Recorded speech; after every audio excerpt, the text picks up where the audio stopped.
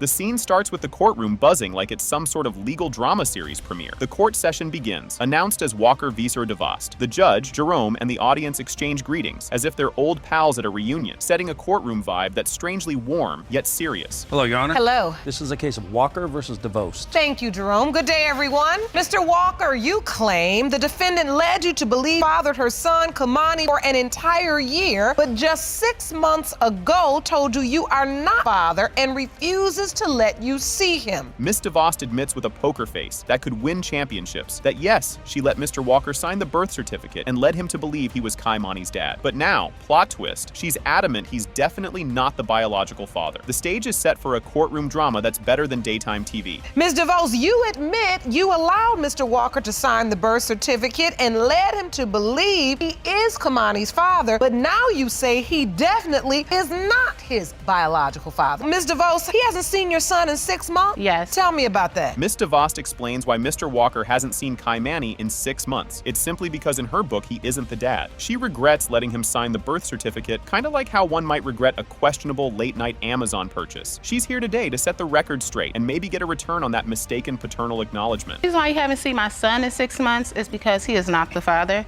That's simple. Yeah. I regret letting him sign the birth certificate. I just feel, I feel bad because I let him do it. But I just wanted to get the truth out today and just figure out he's not the father so I can get him off the birth certificate. Mr. Walker is absolutely certain Kaimani is his son, defending his case like a lion would his cub. He recounts his involvement during the pregnancy and the birth with the passion of a telenovela hero. His unwavering commitment stands in stark contrast to Miss DeVos's shifting stories and the messy complications of their past relationship. But Mr. Walker, you are certain this is your biological child? Yes, Your Honor, this is my son right here. And so you had a relationship with him before? Yes. And then for the past 6 months, you have not seen him? I haven't been allowed to see my son the last 6 months because claims that I am not the father. But you're on the birth certificate? Yes, Your Honor. I was there the whole time, the whole pregnancy and there at the hospital. And so you were here the day he entered this world? Yes. Here comes the backstory that feels straight out of a sitcom. Mr. Walker and Miss DeVos first met in foster care, lost touch, and then reconnected like a classic will they, won't they plotline. They hung out a lot, not exactly an item, but more than friends, creating the perfect storm for a paternity predicament. We met when we was in foster care. We was like this group home setting for older youth to live on their own independently. We met there, we became friends. When I went away to school, we had lost touch or whatever. And then I came back, I don't know, somehow we got back in contact. We wasn't in a relationship, but a situation like we was together. So it wasn't a committed relationship, but you spent a lot of time. Yeah. And you were intimate. Yes. Miss DeVos throws another curveball, revealing that around the time Kaimani was conceived, she was also seeing another guy. Yep, it's one of those daytime soap opera twists. This bombshell complicates the paternity question even further and makes you wonder if there's a Maury Povich cameo coming up. I was with him, someone else. So that's why we're here. So you admit you were also intimate with another person during the window of conception. Yes, Your Honor. And that's the person you believe is Kamani's biological father. Yes, Your Honor. So Mr. Walker, take me to the point when you find out she's pregnant. What do you do? When I find out that she's pregnant, I really just start to prepare myself mentally. I was really trying to just prepare myself for everything. So I know what it means to have a child. I didn't really have a dad growing up. I grew up in the system, and I don't know. I like babies. The plot thickens and the courtroom is eating it up. Mr. Walker shares how doubts about Kaimani's paternity first crept in after Miss DeVos went to a concert and his social media detective work began. What follows is a fiery exchange of text messages, revealed in court like a dramatic reading at an award show, where Miss DeVos coldly denies Mr. Walker's paternity. She went out of town to a concert, and when she came back, a friend of hers inboxed me saying that I wasn't his father. her own friends were coming and telling you, hey, this isn't your child. Yes, friends, family members, my family members. Take me to the moment where you found out from Miss DeVos that you may not be Kamani's biological father. When did she finally tell you that? It was probably maybe around June. It was May. Around one of those times. Just when you think it can't get more intense, Judge Lake steps in like a superhero to set things straight. She calls out Miss DeVos for her cavalier attitude and lack of accountability, laying down a verbal smackdown that's as scorching as a hot sauce tasting contest. The judge emphasizes the emotional toll of the whole saga on Mr. Walker and little Kaimani. You sitting up here acting like Satan's sidekick in here talking about you ruined your own life. I didn't have nothing about it. Nobody told you to stay. What's going on? Because, see, I'm not going to let you go back too far from center. Now, you can come in here and tell the truth and say you made a mistake and you did something for your benefit and you were scared and you didn't want to be by yourself. But what you're not going to do is sit up here and convince me, oh, he could have left. Why? Grab your tissues, folks, because the DNA test results are in, and they're as dramatic as a season finale cliffhanger. It has been determined by this court. Mr. Walker, you are not the father. I'm sorry.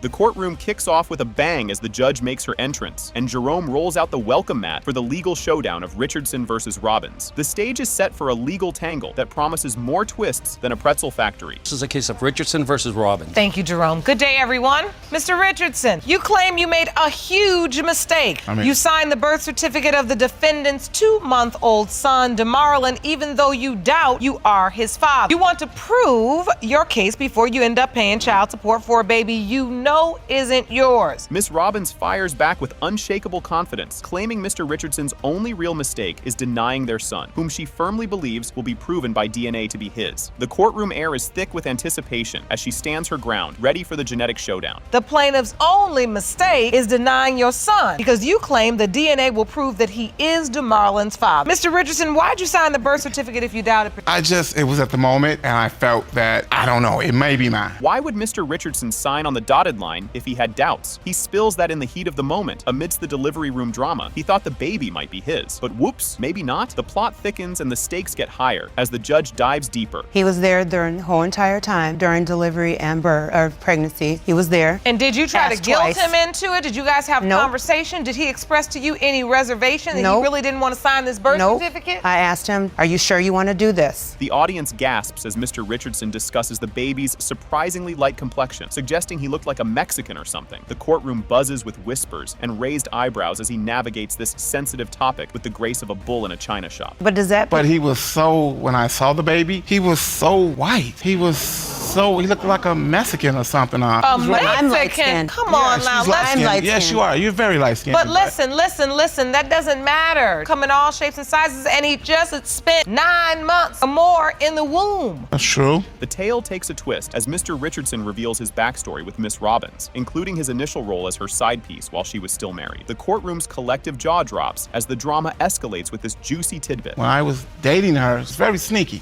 So are you? How, Mr. She Richardson? was sneaky from the start when I met her, Your Honor. I met her at a club, came, approached her, didn't think she was gonna give me the time of day or nothing. So he But- pursued me. Yeah, no, you're right about that. I did Yep. pursue you. For a long time. I pursued after. I got out there. Yep. And we got to talking. And then she told me, she said, I'm married. And when she said the word but, that means I'm willing to maybe see you or something, play around with you. So, Miss Robbins recounts the festive backdrop of their baby making, a new couch, a new apartment, and a Christmas celebration that apparently included more than just eggnog. The story paints a picture of a couple who mixed holiday cheer with some serious relationship milestones. That I was divorced, especially if it was just me and him for the We were last each other's 3 side years. piece. That was at first. no, and but you know when that. you showed me that paper, it was on the internet, I looked it up. And he said that anybody can be on the Anybody internet, can but I document showed and say, him the "I declarations. see." He just doesn't believe anything. You had to go on the internet to show him you didn't have a physical copy. I didn't have a physical copy, but I know that you can get it on the... You didn't have a physical copy of your own divorce decree? No, I didn't. The judge presses for details about the fateful night that led to baby DeMarlin's conception, set against a Christmassy backdrop with a brand new couch in the mix. Laughter ensues as the court imagines the scene, and the details get as tangled as Christmas lights. Do you remember the night? I remember the night. Okay, tell the court what happened. So the night it was during Christmas, and we had just bought a couch, and I just moved into my place, and within that week time, like me and Mr. Richardson basically gave our house a blessing, or my house a blessing. Mr. Richardson expresses his ongoing doubts, particularly bothered by being left out of prenatal appointments, a move he interprets as suspiciously exclusive. The courtroom leans in as he lays out his suspicions, wondering if there's more to the story than Miss Robbins lets on. God, there's a million, but I'm gonna try to narrow it down to at least 1 or 2. I went to one doctor's appointment with her, right? I went to go to the other one. She told me, no, you don't have to come. I don't need said, you to "Why?" hold my hand. I don't need you to hold my hand. That's what made He's you... not mine, this is not my baby, all this do the whole time. Exactly. So why would I let you be a part of that? As the plot thickens, Mr. Richardson brings up a botched attempt to confirm paternity via DNA test, accusing Miss Robbins of ducking out at the last minute. The tension builds as the courtroom waits for her rebuttal, wondering if she'll clear the air or add more smoke. She made an appointment. We supposed to split 1:35. It was 2 something to go get a DNA test. She said, I set an appointment. I'm gonna come at 4:30 when you get off work. I got there But at 3 I made o'clock. the appointment. Yes, you made the appointment. But you said it was 4:30. I got at your house at 3 o'clock. 3:30, come. We sitting around, okay, appointment's at 4:30. 4 o'clock come, we sitting around 4:15, we sitting around. But I'm like, I'm what's the one up? who made the Are we going to get appointment. this? And I That's all asked you her. talked But about. did you go to the appointment? No, We did Your not. Honor. The judge, not one to mince words, lays out the case's complexities with the precision of a chef slicing onions, bringing tears to some eyes, no doubt. She notes the swirling doubts and missed opportunities to settle the paternity mystery, setting the stage for a reveal that promises to be as explosive as a fireworks finale. Whether he's right or wrong, only the DNA is gonna be able. He feels like what you say has no credibility. Because when you met him, you not married, then you was married, then you gotta get your divorce online. You don't have a physical copy of it. I mean, the stories just keep coming and coming and coming. You have the opportunity to resolve and shut him up. Put a zip on my And mouth. Lord knows, Oh my. we need that to happen. Drum roll, please. The DNA results are in, and Mr. Richardson. It has been determined by this court. Mr. Richardson, you are father. Just another day in court, folks. The case of Burridge versus Stephanies kicks off with courtroom clerk Ron setting the stage. Mr. Burridge has dragged Ms. Stephanies to court, loaded with claims about paternity doubts and hefty financial demands. Judge Lake takes the helm, ready to navigate through this stormy legal drama. Let's buckle up for a wild ride. This is a case of Barrage v. Steffens. Thank you, Ron. Good day, everyone. Mr. Barrage, you've dragged Ms. Stephens to court because you say you're being played for a fool. And when today's DNA results prove that you are not her daughter, Phelan's father, you demand that your name be removed from her birth certificate and you be reimbursed for the past 8 months of child care expenses. So here's the scoop. Mr. Burridge is up first, and he's not mincing words. He claims he's been played for a fool, firmly believing he is not the father of Ms. Stephanies' daughter, Phelan. He's asking for a legal out from the birth certificate and wants his money back for all those diapers and baby formula. Ms. Stephanies counters with her own frustrations, tired of Mr. Burridge's public accusations and embarrassed in front of family and friends. Oh, the drama is just getting started. You say you're tired of Mr. Barrage calling you out and embarrassing you in front of your family by claiming that your child belongs to another man. So, Mr. Barrage, tell me why you feel like a fool. I feel like a fool, Your Honor, because I signed the birth certificate of a child that's not mine. Just when you thought it couldn't get any spicier, Ms. Stephanies takes the stand to defend her honor, tired of being called out by Mr. Burridge. The plot thickens as both admit to having side pieces during their relationship, which only adds fuel to the fiery debate of who fathered whom. The tension's building, and trust me, you don't want to miss what comes next. But you don't believe you're the biological father. You signed the birth certificate. You was there with me through the whole pregnancy, taking me to doctor's appointments, watching the kid. You've been there But I playing a also, role in had her life. I also had another woman on the side, and you had another guy on the side. What girlfriend? I never knew it was a girlfriend. We were together every day since the first day we started hanging out. Can you believe this? The judge tries to untangle their complicated relationship status, which Mr. Burridge initially dismisses as just a casual fling. Ms. Stephanies isn't having any of it, insisting they were practically joined at the hip, way more than just a simple fling. This soap opera unfolds further, and oh boy, the next revelation is a doozy. What kind of relationship were you all in now? It's supposed to be in the one You night said stand, Your Honor. something to do. Something to do, like just a flame. Okay, it started off as just a casual fling. Yes. Do you remember the day she told you she was pregnant? I Yes. sent them a text message of the pregnancy test. I told him I'm pregnant. He said, oh, I'm gonna be there. That's my child. I'm gonna be in his or her life. He's saying that I was just something to do, but that was never my impression. Me and Fernando, we was together all the time. Plot twist incoming. Mr. Burridge throws a curveball with his exhibit, a baby photo no less. He points out that the baby's eye and skin color don't match his, hinting that Mr. Light Eyes might be the real daddy. The court is buzzing with whispers and side eyes. Grab your popcorn because this courtroom drama is about to hit peak melodrama. Can I show you? I have Oh, you have an exhibit? Yes, Your Honor. Please. The other guy. For one, Your Honor, I don't have light blue, green, hazel eyes, Your Honor. So that's for one. The other guy has light eyes. Yes, Your Honor. And for one, Your Honor, I'm Me and my mom brown both skinned, Your have Honor. light brown eyes. Hey, the guy got light skinned complexion, Your Honor. So these are all the factors you believe that add up. You're not Phelan's father. Yes, Your Honor. Things are heating up. The discussion veers to another man who boldly claimed paternity at a party. The gossip mill is in full swing, with neighbors and random passersby adding their 2 cents, complicating Mr. Burridge's doubts even further. This paternity puzzle is getting juicier by the minute. Stick around, the emotional roller coaster is just climbing. I really don't know who my father is, because my name ain't on the birth certificate other than what my mother tell me, but ain't no name on the birth certificate. My generation, I can go back on my generation, my family's was close in that family all the way to like 1874. And like far as our genetic code, everybody, we got big nose, big lips. You know, that baby got light eyes, little nose, little. I know the baby. It's not only from you, Mr. Barrage. You can have my genes. Well, the baby don't look nothing like you. Emotions on the edge. Mr. Burrage opens up about his deep-seated fears of the child growing up fatherless. Just like he did, his poignant confession shows a softer side amid the courtroom chaos, tugging at everyone's heartstrings. The stakes are high, and you'll definitely want to see how this emotional saga unfolds. Because I didn't want your child to grow up a bastard like me. But you said don't do it though. But I'm a bastard, you know, a man. You know what I'm saying? But I felt like if you had any doubt, so that hurt you, because I can see that hurt you. The possibility that this child will come into the world and live out the experiences you live. Yes, Your Honor. Here comes the moment of truth. The DNA results are in, and guess what? It has been determined by this court. Mr. Barrage, you are her father. Thank you, Your Honor. The courtroom buzzes with anticipation as everyone settles in. The court session kicks off with introductions, and the juicy case of Garrett versus Boyer is announced. Ms. Garrett strides in with a mission to prove that Mr. Boyer is the biological father of her adorable 2-year-old daughter, Naomi. The stage is set for some courtroom drama, and you can cut the tension with a knife. Hello, Your Honor. Hello. This is the case of Garrett versus Boyer. Thank you, Jerome. Good day, everyone. Ms. Garrett, you are here on a mission today to prove that the defendant, Mr. Boyer, is the biological father of your 2-year-old daughter, Naomi. Is that yes, correct? Your Honor. Buckle up for a roller coaster of courtroom banter. Ms. Garrett lays it all on the table, asserting that after a month of non-stop, unprotected romantic escapades with Mr. Boyer, she is beyond convinced he is Naomi's dad. Mr. Boyer counters, totally flabbergasted, claiming he only got wind of Naomi's existence a mere 2 months ago. Strap in, because the plot is about to thicken. That after a month of non-stop, unprotected sex with the defendant, you are 100% sure that he fathered your child. Mr. Boyer, you say there's no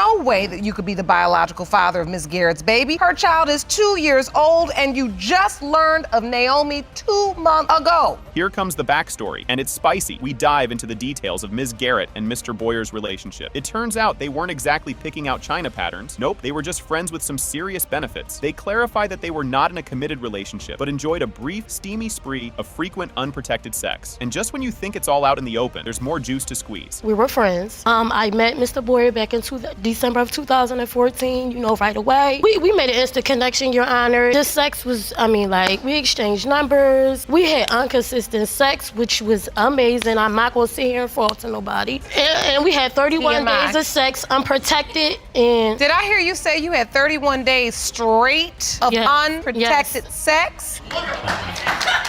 And the plot twists like a pretzel. Ms. Garrett drops another bombshell. She initially thought another gentleman was Naomi's father due to her following relationship. This fellow was all in, thinking he was the dad until a paternity test flipped the script. Hold on to your hats, because this emotional roller coaster isn't slowing down. When you find out you're pregnant, who do you tell? Your Honor, after our sexual relationship was over, I wound up dating another guy. Me and him was consistent then. You started dating somebody new and you thought it was his child. So you told him, I'm pregnant. Yes. So you told him you were pregnant and you never thought to notify Mr. Boyer? Mr. Boyer, were you ever notified she was pregnant at all, or did you find out? No, I wasn't notified at all. Don't blink now. The truth starts unraveling at breakneck speed. After the paternity test sidelines the initial candidate, Ms. Garrett reaches out to Mr. Boyer, hinting that he might just be Naomi's real daddy. This revelation cranks up the tension and uncertainty between them to 11. You won't believe what comes out next. Mr. Boyer, you're saying you didn't hear about Naomi again until just 2 months ago? Yes. She inboxed me on Facebook, same place she blocked me at. Told me like, oh, well, you know, the other boy, the test came back that he's not the dad, so you gotta be the dad. So I was like, that is not how the conversation I immediately had a went, flashback from Talladega Nights. If you thought it couldn't get wilder, think again. Mr. Boyer shares his heartfelt doubts about being the father, noting that he feels zero spiritual connection with Naomi and doesn't see any family resemblance. As the suspense builds towards the DNA result reveal, everyone's on the edge of their seats. Mr. Boyer, you are not the father. Somebody called a Karen? Ms. Cameron kicks things off by introducing her situation, explaining the death of her partner and the urgent need to establish paternity for her child to secure death benefits. She emphasizes how crucial these benefits are for supporting her family. It's like an episode of a soap opera, but with real-life stakes. Ms. Cameron, you tragically lost the love of your life 3 years ago and now find yourself standing before me fighting that he is your child's biological father. You claim you desperately need to determine paternity so that you can file for the death benefits to support your family. Is that correct? Yes, Your Honor. Ms. Melvin throws a curveball and expresses her belief that Ms. Cameron is fibbing about the paternity of her child to unjustly snag those death benefits. She claims to have a truckload of evidence to back up her accusation. It's getting spicy now. You say your brother is not father, and you claim you have more than enough evidence to prove Ms. Cameron is lying about who her child's father is. You believe she's trying to receive death benefits she is not entitled to. So, Ms. Melvin, tell me, what upsets you most about the situation Ms. Cameron finds herself in today? Feel the tension in the air? Ms. Cameron discusses the heavy emotional toll of the day's proceedings, emphasizing how the father's name missing from her child's birth certificate complicates her quest for death benefits. You can cut the tension with a knife. So, Yes. you say today's court date is very important. Yes, because his father's name is not on this birth certificate. Let me see the birth certificate. And that breaks my heart because my father's on my birth certificate. He's on my other child's birth certificate. So because he's not on the birth certificate, this child, is it Malachi? Yes. Is not entitled to death benefits. No, because they said I have no proof. The plot thickens. Ms. Cameron dives deep into her past, recounting her relationship with the deceased, detailing how they met, their life events together, and plans for their kiddos, all to reinforce her claim of his paternity. Grab your popcorn, because this drama isn't cooling down anytime soon. Please tell me about your relationship with the deceased. I was 19 when I met him, and it just started off from there. Like, we was attached to the hip from that point on. I got pregnant with my first child within 2 months of being in, and we went and got these pictures done like a month after we got together because we fell in love from, like, it was love at first sight, which nobody knew about that, only me and him, because we didn't, just in case I did not get pregnant, I did not want. Here's a plot twist. As proof of paternity, Ms. Cameron points to the striking resemblance between her older child and the deceased, suggesting a strong genetic link. If you thought it was intense before, just wait for what's next. Like, he does look like me because I guess I got strong genes, but he looks like Jack. So you have an older child together? Yes. And then you planned for the next one? Yes, because I was like an only child and it was not fun. I wanted someone for my other child to play with. So I went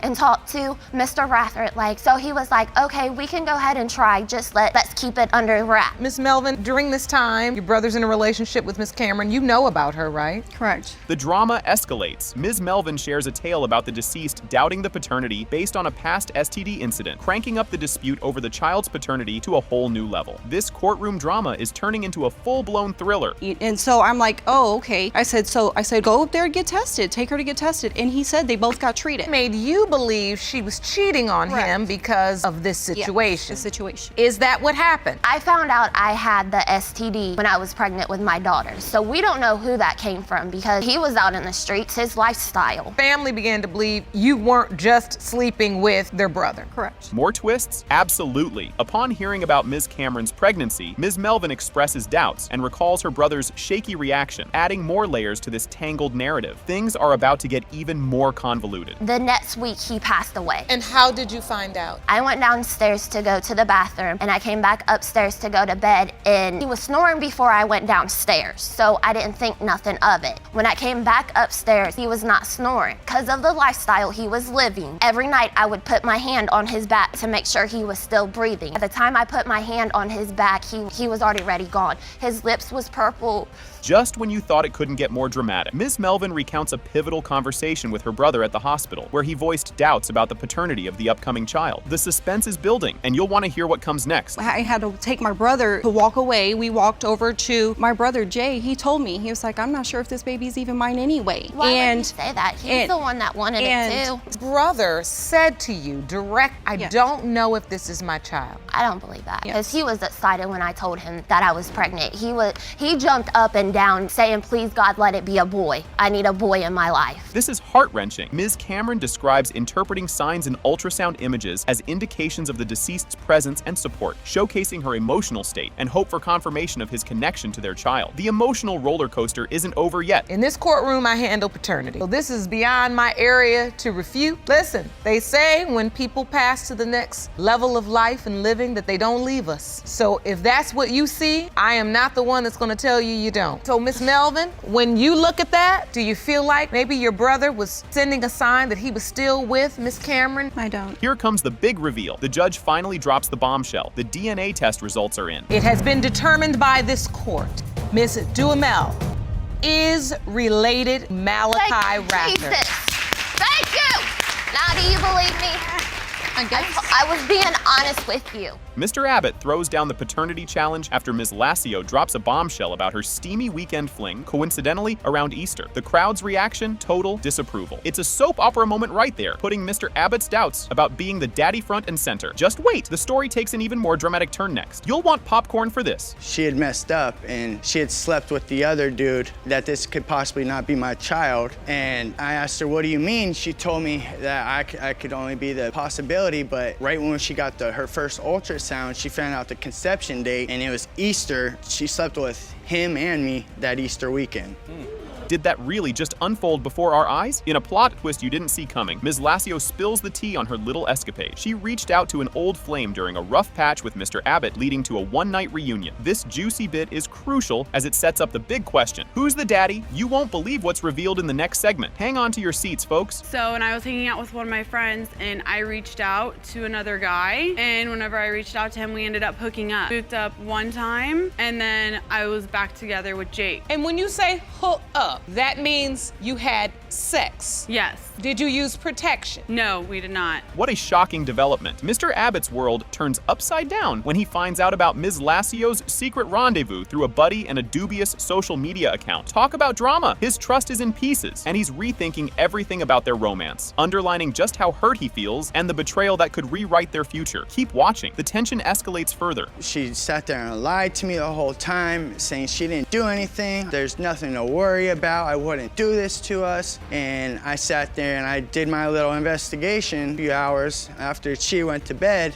on her phone, found a fake Facebook, got into it, and found out everything. And that's when I woke her up and said, gonna sit here and deny it now when I have the proof. The drama's just heating up. Hard to imagine it getting more intense than this. Judge Lake gets all detective on them, diving into the nitty-gritty of who was with whom and when around the baby-making weekend. Ms. Lassio confirms the overlap in cuddle times with both Mr. Abbott and the other guy, stirring up a big old pot of paternity confusion. The emotional stakes are about to get even higher. Buckle up, it's going to be a bumpy ride. The doctor told you your conception date was when? Easter weekend. Easter weekend, so that's April. It was in between like April 16th through April 23rd. Through the 23rd is the window of conception. Yes. When were you intimate with Mr. Abbott? I was intimate with Mr. Abbott before the window of conception and on the 20th, and then after as well. How will they navigate this emotional labyrinth? Now it's all about the feels as the convo shifts to the bond Mr. Abbott has with the kiddo amidst the daddy drama. Ms. Lassio is all in, betting on biological ties, while Mr. Abbott loves the little one but is hanging by a thread without DNA proof. The next part of the story is truly unexpected. You think it's wild now? Just wait. There's nowhere in the biology book that says intention is a prerequisite for conception. How do you know that this other man is not your baby's father? The way that Jake is with her, I believe that's only something a father and daughter can have. I know there's step parents out there that have great relationships with their children. The way that she'll throw a fit until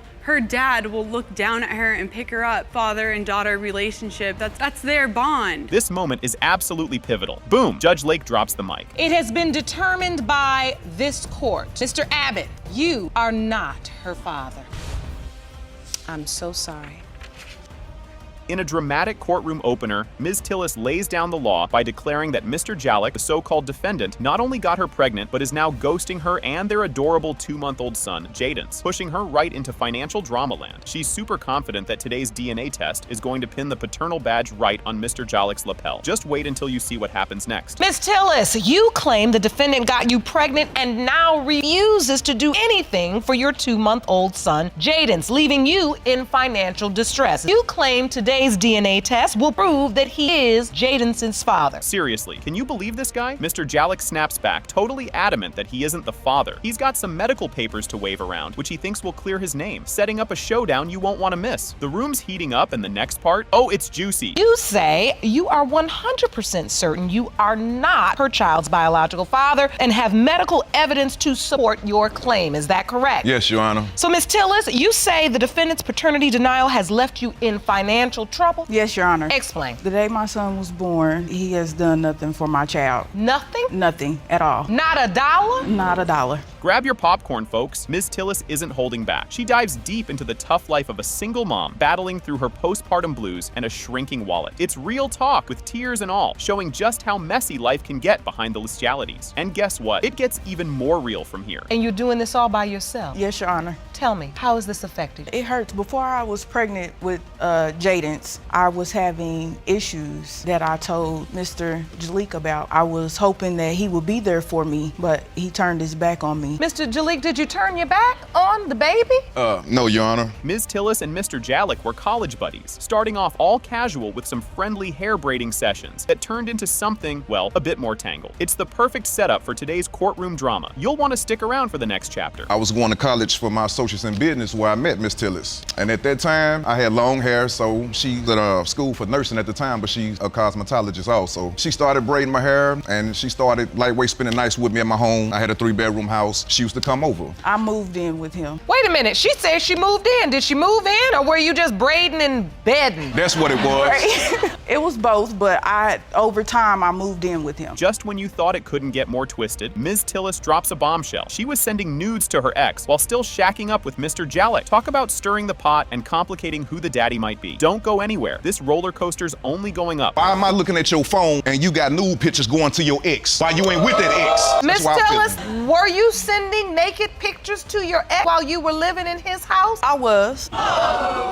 But only because he had females coming over to the house. Do you believe she was also having sex with someone else during the window of time that Jadens was conceived? It's very possible, Your Honor, because I said we've been doing this off and on since 2011. Buckle up, because Ms. Tillis is about to lay down a timeline that's as confusing as trying to solve a Rubik's Cube in the dark. She's got dates that totally mess with Mr. Jalek's version of events, turning the paternity debate into a full-blown battle of the calendars. You won't believe the twist coming up. This is the conception date that the sonogram lady gave me. Me and Mr. Jalek messed around in October. More like early September. No, this around the time she got it a car. was in the middle of October. Work with the end of home health. October, I messed with the other man without protection. Do you agree with that, Mr. Jalek? The end of October, No. it was the other man. No, ma'am. And here comes Mr. Jalek with a plot twist of his own. He's talking about some wild genetic trait that's supposed to be a family exclusive. And guess what? Little Jadens supposedly doesn't have it. This part's like a scene from a detective show where the missing clue is right under your nose. The suspense is building. It's a handsome child that she has, but he doesn't have the trait that me, my father, nor my sons have. It's a pre-auricular sinus. Yes, ma'am. Pre-auricular sinuses are inherited. And also, one study says the incidence of pre-auricular sinuses in the United States is estimated to be 0 to 0.9%. Very rare. Yes, ma'am. So 3 generations of men in the family have this trait. Yes, Your Honor. Enter Dr. Samantha Brown Parks, the genetic guru, who's here to throw some science into the mix. She's unpacking all the DNA stuff that could turn this case on its head. It's like a biology class, but with way more at stake. Make sure your lab goggles are on, because the results are about to explode. But I do know from the evidence you presented that it's very rare. So I'd like to bring in Dr. Samantha Brown Parks, our expert, to hear more about this. Jerome, will you please escort the doctor in? Go up on the witness stand right next to the judge. Watch your step. Hello, doctor. Hi, Your Honor. Thank you so much for joining us today. Sure. Here it comes, the moment of truth. The DNA results are in, and bam. It has been determined by this court. Mr. Jalek, you are the father. So here's the scoop. Miss Whalen admits to a relationship with Mr. LeBlanc, a married man, and claims he is the father of her 2-year-old son, Vincent. Mr. LeBlanc is determined to prove otherwise to save his marriage, while Mrs. LeBlanc states the marriage will end if the DNA test is positive. It's like a real-life soap opera, folks. Ms. Whalen, you admit you've been in a sexual relationship with Mr. LeBlanc, a married man, and claim he is the father of your 2-year-old son, Vincent Whalen. Mr. LeBlanc, you are determined to prove that you are not father of Miss Whalen's son in hopes hopes of saving your marriage. Mrs. LeBlanc, you are at your breaking point and say if the DNA proves your husband is the father, your marriage is over. Now, get this, Miss Whalen details the moment she found out she was pregnant and shared the news with Mr. LeBlanc. He reacts with disbelief and concern about how to break the news to his wife, reflecting his anxiety and the complicated nature of their relationship. I mean, talk about drama overload. Asked me to take him. He sat on side my bed holding his head. When I took the first one, I gave it to him and it showed that I was pregnant. And he still sat there and said, oh man, this can't be true. This can't be true. You can't be pregnant. And it was only because he didn't know how he was gonna go back and tell his wife that I was pregnant. Well, he was only there for a while though. You told him you were pregnant, you proved it, you took the test, and he said, oh my goodness. You wasn't so hold on. Sleep with. Do this. You do that. Do this. Because it's like you Do sleep with her. Ladies. Plot twist incoming. Mrs. LeBlanc reveals she learned of the pregnancy through a text message from her husband, which included the phrase, I can't believe I did this to you again, hinting at past infidelities and the ongoing issues in their marriage. Yikes, that text must have been a doozy. He sent you a text. A text, no phone call. A phone call's not even good enough for that. No, I need to see you face to face. Can I speak with you face to face? None of that, it was through a text message. What did the text say? The text message stated, I can't believe I did this to you again.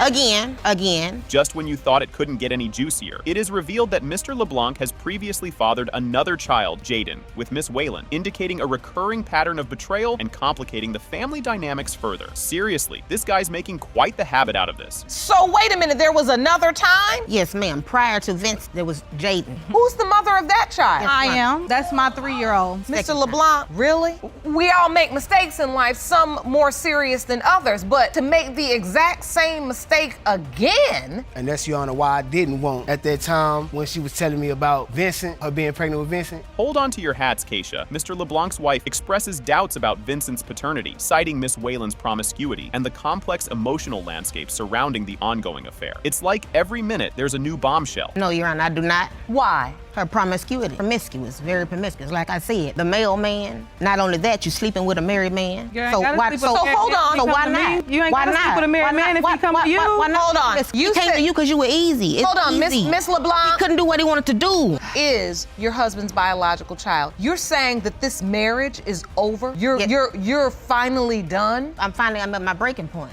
And there's more. Mrs. LeBlanc articulates her exhaustion and despair, signaling that she is close to ending the marriage if the paternity test for Vincent is affirmative, underscoring her emotional turmoil. Stay tuned, because this roller coaster hasn't hit the brakes yet. You all have children together as well, am I correct? Yes, Your Honor. How many children do you have? 2. So you say you are at the point now that you would break your family up because you've just had enough. And you understand that, Mr. LeBlanc. Yes, Your Honor, I do. Is that why you're not acknowledging and claiming the paternity of Vincent the way you did Jaden, because you're afraid your wife is gonna leave? No, ma'am, it has nothing to do with that. It has nothing to do with my wife leaving. It comes about, okay, look at the name Vincent. Who is Vincent? Where'd she get the name Vincent from? Grab your popcorn. Miss Whalen's grandmother testifies, believing Mr. LeBlanc is the father based on his presence and involvement during the relevant period, adding a generational perspective to the discussion. Grandma's stepping into the ring now, folks. Did you know that already? No. You heard it in court for the first time? Yes. And now that you've heard that, does that change how you feel about the situation? Well, if she come out and Mr. LeBlanc's not the father, then I just know my granddaughter was a sneaky little hoe that bypassed me, and I didn't catch that. But I honestly don't believe that. See, whores sleep around. Whores leave their husband and go sleep with other men. Let's turn up the heat. The judge discusses the broader implications of Mr. LeBlanc's actions, focusing on the emotional and familial strain caused by his infidelities and the presence of multiple children from different relationships. It's like a telenovela with legal briefs. Ms. Whalen, I don't know how long you gonna stand around here being good time girl. Oh, I'm not. I don't know. I know you weren't sitting on the porch as a little girl playing with your dolls talking about, when I grow up, I want to be this married man's good time girl, so whenever his wife kicks him out the house, he can come over my house and we can make babies, and then that is not your dream for your life. You will never convince me of that. Here comes the mic drop moment, the climactic moment when the DNA results are read.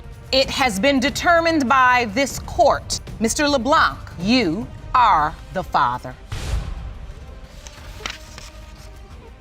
So, here we go. The episode kicks off with the announcer booming out the case title Hubbard versus Watson. Junior Jerome, the ever-ready court clerk, gets a nod for his presence. Buckle up, folks, because the courtroom drama is just getting fired up. Hello, Your Honor. Hello. This is the case of Hubbard versus Watson Jr. Thank you, Jerome. Good day, everyone. Ms. Hubbard, you've petitioned the court for a DNA test to prove to Mr. Watson Jr. that he is the father of your 2-year-old daughter, Amiria Hubbard. Yes, Your Honor. Ms. Hubbard steps up to the plate, demanding a DNA test to prove Mr. Watson Jr. is the biological dad of her adorable 2-year-old Amiria. She's not just here for the drama, she's also hitting up Mr. Watson for a cool $1,250 in childcare expenses. Let's see how Mr. Watson handles this curveball. 2 years worth of childcare expenses in the amount of $2,150. Yes, Your Honor. Mr. Watson, you say you know you are not father of Ms. Hubbard's daughter because she lied to you about her entire pregnancy and only now wants to claim you as the father. Did you lie about your pregnancy? No, Your Honor. Ms. Hubbard isn't backing down. No way, no how. She insists Mr. Watson knew all about the pregnancy from day one. She recounts the lonely hospital visit and Mr. Watson's ghosting act on the financial front. But folks, wait until you hear the juicy details she spills next. When I conceived, when the last time we did have sex with each other, and that was in February of 2012, and I had her in November of 2012, and he knew about her whole pregnancy. He didn't come around when I was in the hospital with her. That's the only time he was around. So if you say he knew about her, has he been helping you? You're suing for $2,150 because you say he has not contributed. He hasn't contributed to anything. He hasn't done anything for her.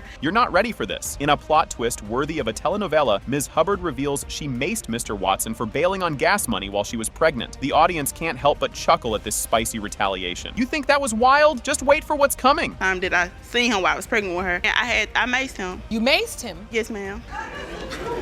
Why? I was mad. I was pregnant. I'm out here by myself struggling. Didn't have any gas in my car. And he asked me to take him somewhere. I took him and he got out the car. He was laughing. I ain't gonna give you no gas, man. I ain't got nothing for you. So when he went in the store, he came back out. Things are heating up. Judge Lake weighs in, clearly worried about the meeking incident. She acknowledges Ms. Hubbard's desperate situation and the overwhelming stress she was under. Hold tight because the courtroom's about to turn up the heat. You know, that's dangerous. That's dangerous. Although, listen, what you're saying is you're so desperate for money and you're feeling so overwhelmed that when he said he wasn't going to give you the gas money he said, that just upset you so much that... It wasn't even about that. He played the whole game like he wanted to be there with me while I was pregnant with her. He played the whole game the whole time I knew him. Oh boy, here we go. Mr. Watson sticks to his guns, adamant that he hasn't spent a dime on Amiria because he's convinced he's not the father. His steadfast denial raises the stakes. But get ready, because Ms. Hubbard's comeback is a doozy. Oh ma'am, I haven't done anything for the child. You admit you've done nothing. Yes, ma'am. Why is that, sir? Because I don't think this is my baby. But she lied. But your family, had sex but your family members but she lied. Did you use protection? No, ma'am. But this was way before. And his family members. She lied about her dates that she was pregnant. His family members. She told me she was 3 months pregnant 2 times. And I told you. All right, let me understand that because you're saying you don't believe it's your child because there's an issue that you don't trust concerning the conception period. Right. Twist alert. Mr. Watson pulls out a calendar to showcase alleged inconsistencies in Ms. Hubbard's pregnancy timeline. He's trying to math his way out of fatherhood, folks. The suspense builds as they try to untangle this timeline tangle. I got pregnant February 14th, 2012. Okay, one at a time. And I'm gonna give you both a chance. Let him explain to me what his calendar outlines, Ms. Hubbard, and then I will give you a chance to respond. On this calendar, you say she told you she was 3 months pregnant in August. Right. And then you say in October, she told you she was 3 months pregnant again? Again, yes.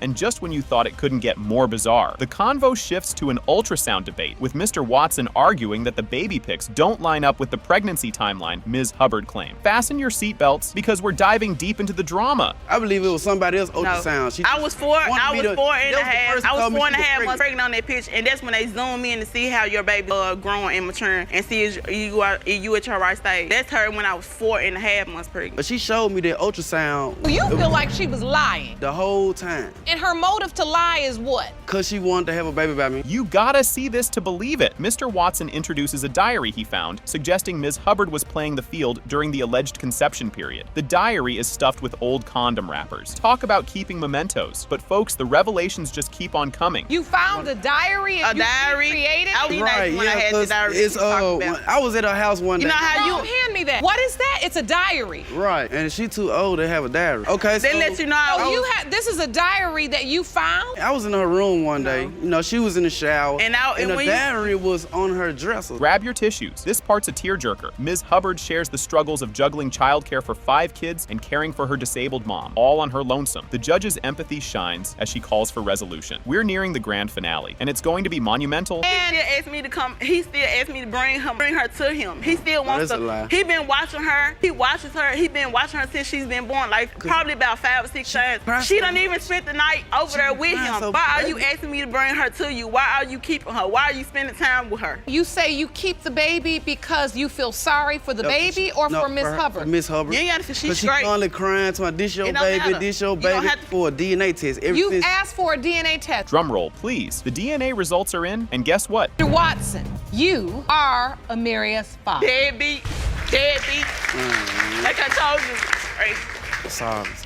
All right, buckle up, folks. The courtroom drama is just getting started. The judge walks in and is promptly greeted, setting the stage for the Sanders versus Brady showdown. Grab your popcorn. This is going to be good. You may be seated. Hello, Your Honor. Hello. This is a case of Sanders versus Brady. Thank you, Jerome. Good day, everyone. Miss Sanders, you admit to having another man sign your 6-month-old son Caleb's birth certificate, but now say that Caleb's real biological father. So here's the scoop. Ms. Sanders drops a bombshell right out of the gate, confessing that another guy signed her son Caleb's birth certificate. But plot twist, she now claims that the real dad is Mr. Jamarvis Brady. She's all in, petitioning the court for a DNA test to clear the air. Let's see how Mr. Brady wiggles out of this one. Mr. Jamarvis Brady. Yes, Sean. You've petitioned the court for a DNA test to prove that Mr. Brady is your son's father. Mr. Brady, you claim it is genetically impossible that you are Caleb's father, and therefore the plaintiff needs to get her child expenses from her son's real daddy. Yes, Your Honor, I do. Hold on to your hats, because Mr. Brady is throwing genetics into the mix. He argues it's genetically impossible for him to be the father, thanks to Caleb's green eyes, a rare family trait. He's not about to play daddy to someone else's kid without proof. The plot thickens. What has Mr. Brady done exactly for baby Caleb since his birth? He has not done anything, Your Honor. I had to get Caleb baby food. I had to get him diapers, clothes, everything, and that is not cheap. Next up, the judge dives in, pressing Ms. Sanders about what exactly Mr. Brady has done for baby Caleb since he was born. Spoiler alert, zilch, nada, nothing. She's been flying solo on this baby adventure, folks. Let's find out if Mr. Brady has a good excuse up his sleeve. I came through the neighborhood one day, reason why and he asked me if he could see my baby. Why would I take a baby that's not mine? Why would I visit a baby that's not mine? Look how pretty my baby is. How can you deny a pretty baby? I don't care about the baby being pretty. I care about if the baby mine or not. Just when you thought it couldn't get more dramatic, Mr. Brady is all about those green eyes again, claiming no one in his lineage sports them. He's adamant that Caleb's eye color is a genetic gatecrasher, making it impossible for him to be the dad. Eyes on the screen, everyone. Ms. Sanders is not buying it. The first thing is the green eyes. No one in my family has green eyes. May I show you, Your Honor?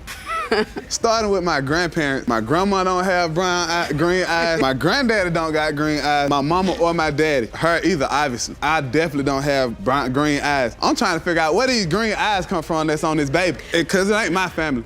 In a twist you didn't see coming, Mr. Brady spills the beans that he didn't even get the baby news from Ms. Sanders herself. It was through a friend who saw it on Facebook. Talk about modern problems. This revelation opens a can of worms about their rocky communication. Stay tuned to see how deep this rabbit hole goes. Because it's constant stuff coming up with Karen, like all the time. Like, What do you mean? Explain. When I first came and found out about the baby, I didn't find out but through Catherine. I found out through a friend who seen it on Facebook. I popped up at the house. I ain't called, I ain't text, none of that. I just popped up. And when she finally came to the door, she said, Caleb don't need you in his life. You're saying she didn't even inform you that she was pregnant. She told me in the beginning. But then when is this time you had to pop up at the house? This was after the baby was born. Okay. Grab your tissues. Mrs. Sanders recounts a heart-wrenching story of her difficult pregnancy with baby Caleb facing some scary health scares. Through all the ups and downs, Mr. Brady was MIA. This story's getting as heavy as my aunt's fruitcake at Christmas. She was at all of her appointments on time. Did he go to appointments with you? No, ma'am, not at all. And I had a very rough pregnancy. My son, while I was pregnant, he had a cyst on his brain. And the whole time they were saying that, you know, if the cyst don't disappear, that he could possibly have Down syndrome. Even when I had him and pushed him out, he was still going through a lot. His heart rate jumped from like 140 down to 70. I pushed him out in about 4 minutes. My water broke at 9:56. He was born at 10 on the dot. Mr. Brady was never there. And just when you thought this paternity roller coaster couldn't add another loop, it's revealed that yet another man initially signed the birth certificate, but a DNA test ruled him out as the father. Ms. Mrs. Sanders is sticking to her story that Mr. Brady is the only other option. Fasten your seatbelts, we're heading into verdict territory. Tested another man. Yes. You found out that he was not the father. Yes. And after you got that conclusion, you knew that at this point, Mr. Brady was the only other option? Yes. And you're positive that he was the only other option? Yes. If she was sure that the baby's mine, how she let him sign the birth certificate instead of telling me out the dribble? Like, I've been told him that I was pregnant. He never cared. Let me see the birth certificate, sir. Drum roll, please. The DNA results are finally read. And guess what? Mr. Brady, you are not. I told her that wasn't my baby, Your Honor. Sit down. I told her. Sit down over there. Stand right where you stand. I told her, Your Honor. I knew it wasn't mine. 100% positive. Can you believe we're just getting started? Judge Lake swings into action as Ms. Richardson steps up, all business and drama. She's claiming Ms. Russell's little girl, Eliza, isn't her late husband's kiddo, despite Ms. Russell chasing those Social Security benefits. Grab your popcorn because this is only the opening act. Ms. Richardson, you have summoned the defendant, Ms. Russell, to court to prove that her 3-year-old daughter, Eliza, was not fathered by your husband, Mr. Richardson, who recently passed away. You're joined today by his mother. Yes, sir. All right, I'm very sorry for your loss. Here's where it gets juicy. Ms. Richardson spills the tea about her doubts concerning Eliza's paternity. Picture this. Her husband, on his deathbed, repeatedly denies being the father right up until his last breath. Oh boy, buckle up because the roller coaster is just taking off. At my husband's deathbed, I had asked him, did he want to see his child? He said, that's not my child. So he kept telling me all the way until he took his last breath that she was not his child. If he did feel it was a possibility it was his child, would have told you. Yes, Your Honor. They say there's no way Mr. Richardson is the father of your child, but you disagree. Your Honor, first of all, I know who I was sleeping with. I'm not that type of person, never have been. Plot twist incoming. Ms. Russell fires back, defending her corner like a champ. She claims she was clueless about Mr. Richardson being married when their romance kicked off. Turns out she found out about his wife's situation in quite the awkward chat. Talk about drama, and guess what? There's more where that came from. Even though you were aware he was a married man. I wasn't aware of that, Your Honor. I wasn't told about a wife until I was with the mom one day, and I told her that he had asked me to marry him in a text. She said, I don't know how he gonna ask you to marry him when he already married. When I asked Bert about it. Got that right, you knew. Hold on to your hats, folks. Ms. Russell lays down the backstory of her whirlwind romance with Mr. Richardson, complete with financial woes and dreams of cohabitation. But plot thickens. He cools off when he learns about the baby and even tries to push for an abortion. Stay tuned because this soap opera isn't over yet. My aunt ended up taking me. I get to the hospital, they're like, just so we suspected you pregnant. I thought it was a joke. I'm like, this is the day before April Fool's Day. Why are you playing? I was 4 months and 3 days. The middle of April, I found out. I started messing with Bert the second week of December. I hadn't been with nobody since October. And then after that time, you ended the relationship. I left him June 28th. I And moved all my stuff out. at that and went to his point, house. was he accepting the child? Was he saying? No, told me he didn't want the baby. You won't believe this twist. From their meet cute at the store to setting up a love nest, Ms. Russell narrates their saga that suddenly soured when Mr. Richardson refused to accept the baby. Just when you thought it couldn't get any messier, hold on to your seats. There's more drama ahead. I met Bert at the store. He was with a dude that I grew up. Probably about a week later, me and him ended up talking on the phone. From that point on, we was together almost every day. A month after I met him, I found out he was living with another female, 21-year-old girl that was his girlfriend. And so the bottom line is you met and you started a sexual relationship. Yes. After you started talking. Correct. Suspicion that he could be married? Not at all. Here's a curveball for you. After Mr. Richardson passed away, Ms. Hill, the paternal grandma, finds herself in a DNA testing saga. The results? Inconclusive. Now everyone's more confused than ever. Don't go anywhere. The next revelation is just around the corner. After my son had passed away, there was a letter came through the mail. It said for child support. I opened it up because my son is dead. So I opened it up and seen for child support. I called the people. My son is dead. So what is this all about? Since he dead, we need a DNA test did on you. When the paperwork came back, it was inconclusive. Things are heating up. Ms. Russell is all in, pushing for a DNA test to get some closure. She's determined to prove her side of the story, and you can feel the tension rising in the courtroom. Keep watching because you're not going to believe what happens next. When you got the results and they said they were inconclusive, I didn't know what the problem could have been because, again, I know who I was with. But I'm the one pushing this. I want closure. I got doubt because someone on their deathbed saying, no, don't know what to believe. I'm here today to That find man out. went all the way, I want all the to way 6 tell feet under with all his lies. The moment of truth. DNA results time. And boom, it's confirmed. Ms. Hill and Mr. Richardson Sr. are related to Eliza Richardson. Thank you, John. That's all we want. That's all we wanted. I don't lie about nothing. I'm too grown for that. Well, we going by what my husband said, and as a wife, that was my duty. Just when you thought court shows couldn't get any spicier, here comes Jerome with the case intro. The episode opens with the court clerk, Jerome, introducing the case of young V's Terrell Patton. Judge Lake greets the participants and the audience, setting the stage for the dispute with a friendly, "Hello, seriously, grab your popcorn because you're not going to want to miss what happens next." Please be seated. Hello, Your Honor. Hello. This is a case of Young versus Terrell Patton. Thank you, Jerome. Good day, everyone. Ms. Young, you and your daughter are here in court today to prove that your deceased common-law husband, Johnny Wallace, did not cheat on you with Ms. Terrell and father her daughter, Miss Patton. Hold on to your seats, folks. Ms. Young is about to drop a bombshell in the courtroom. She presents her claim assertively, stating her goal to prove that Johnny Wallace, her deceased common-law husband, did not father Ms. Terrell's daughter, Miss Patton. She's also aiming to claw back over $12,000 in Social Security benefits that Miss Patton received after his death. Buckle up, because the drama is just ramping up. You say once the results prove he is not Miss Patton's father, you will sue to recoup all of the Social Security benefits from Miss Patton that she wrongfully received after his death, totaling over $12,000. Yes, Your Honor. Things are heating up. Ms. Terrell steps up with a fiery defense, asserting that Mr. Wallace acknowledged her daughter, though she chose to keep her child away from his tumultuous lifestyle. She expresses her hope for her daughter to be accepted by Mr. Wallace's family once her paternity is confirmed. Oh, the irony! Stick around, because the judge's next questions are real doozies. You say Mr. Wallace never denied your daughter, but it was you who chose to separate your daughter from Mr. Wallace's crazy lifestyle. You claim that once the DNA test proves you right, you want your daughter, Miss Patton, to be accepted by the Wallace family. Is that correct? Yes. The plot thickens. As Judge Lake dives into the history, Young details how she first heard about Miss Patton possibly being one of Mr. Wallace's children. It turns out her first clue was from a Social Security letter, not from Mr. Wallace himself. A twist right out of a soap opera. What comes next? You guessed it, more eyebrow-raising revelations. Jury is still out on that one. I never found out. All I know is that I've known him since I was a teenager. We lived together. He's my daughter's father. And I never knew of Kaisha being his daughter, and still don't to this day. I found out when my kids started getting Social Security, and then a few months after that, I got a letter from Social Security indicating that someone was applying for Kaisha.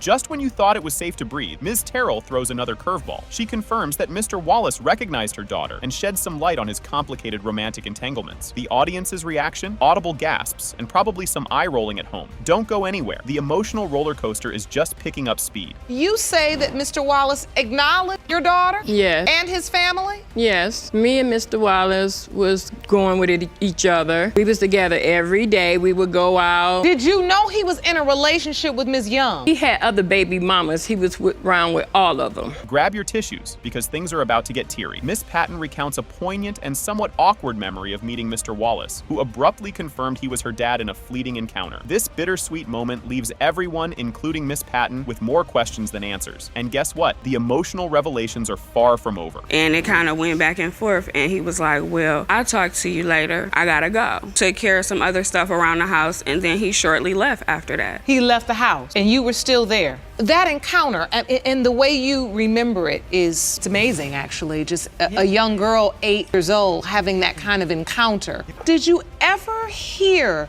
about Miss Patton? Yes. You did? Yes. What did you hear? One day, Mom said, no, Kaisha's supposed to be your sister. Cue the dramatic music, because Ms. Terrell is not holding back. She discusses the circumstances of her pregnancy with Miss Patton, including Mr. Wallace's reaction and his family's involvement, which only adds layers to the already complicated story. If you thought the courtroom was tense before, just wait until you hear what's coming. I was a virgin when I first met Johnny Wallace. Me and him used to hang out. He used to come to my mother's house. I used to go to his grandmother's house. Okay, listen, what I'm trying to find out is when you found out you were pregnant, did you say to him, I'm pregnant? No, his sister already told him. If she went to the family and told him that she was pregnant, he gave her money to have an abortion, and she did away the money however she see fit. Ever wondered how courtroom drama mixes with bureaucratic snafus? Well, you're about to find out. Judge Lake probes into how Miss Patton was deemed eligible for Social Security benefits amidst all the paternity doubts. This segment highlights not just the emotional, but also the procedural chaos surrounding the case. Brace yourselves, because the plot is about to thicken even more. My great-grandmother said that when they called her and asked her, did she know anything about Kaisha and could she be the daughter? She said, I know Kaisha. Johnny said he gave her mother money at one point to get an abortion. She think that they went shopping with the money. I wasn't there, but that's what she said. She told Social Security. The atmosphere is electric as Jerome approaches with the envelope. The moment of truth arrives as Jerome hands Judge Lake the envelope with the DNA test results, and the entire courtroom holds its breath in anticipation. The family ties, the money, the drama, it all comes down to this. You definitely won't want to miss the reaction to these results. It has been determined by this court, Miss Patton and Miss Stapleton, you are not related. Huh? Already knew it. All right.